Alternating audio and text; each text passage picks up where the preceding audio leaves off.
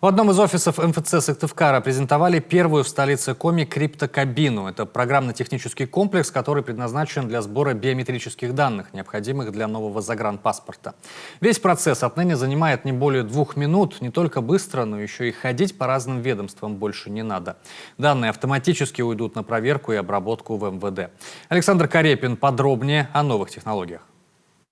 Вот оно, то самое устройство, которое освободит сыктывкарцев от долгих походов в МВД за оформлением загранпаспорта. Теперь это можно сделать в этом чудо-комплексе. Все, что нужно, в одном из окон заполнить анкету, заплатить госпошлину и взять такой штрих-код. А с ним уже смело можно отправляться в криптокабину. Внутри голосовой помощник подскажет, что делать дальше.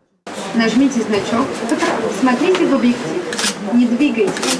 Здесь умная система заявителя и сфотографирует, и отсканирует нужную страницу его российского паспорта и снимет отпечатки пальцев. На все про все уходит не больше 2 минут. Затем вся информация моментально поступает по защищенным каналам связи на проверку в МВД и в Госзнак, где и будет напечатан загранпаспорт. К нам уже приходит готовый документ, который мы приглашаем заявителя, и он с помощью криптобиокабины также его получает. Для того, чтобы его получить, готовый загранпаспорт вставляется вот в этот считыватель, и данные о биометрии активируются в носителе загранпаспорта, и он становится действующим с момента активации в криптобиокабине. До появления криптокабины в МФЦ тоже можно было подавать заявление на оформление загранпаспорта. Но принимали их только 2 раза в неделю. Теперь же в любой день с понедельника по субботу. У нас ранее здесь находился на территории МФЦ сотрудник МВД, который и осуществлял прием. То проходимость была там 4-5, может, человек в один прием они могли оформить. Соответственно, сейчас, сами понимаете, насколько увеличивается поток заявителей, который может воспользоваться такой услугой.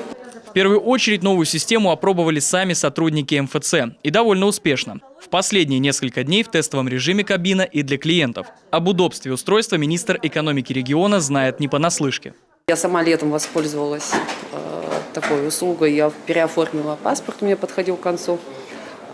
Достаточно быстро его получила. Могу отметить, что здесь кабина сегодня гораздо современнее, нежели чем летом, которой пользовалась в Москве. Поэтому для жителей республики я считаю, что это действительно важный такой элемент дополнительной государственной услуги, оказываемой многофункциональным центром «Мои документы» в республике Коми. Всего в республику закупили 3 криптокабины. Еще 2 комплекса заработали в многофункциональных центрах Воркуты и Ухты. И это только первые шаги. Безусловно, сегодня задача номер 1 – оснастить такими криптокабинами все офисы каждого города и района республики, чтобы услуга оформления загранпаспорта стала доступной для большинства жителей Коми. Александр Карепин, Елена Кононова, Артем Соколов, телеканал Юрган.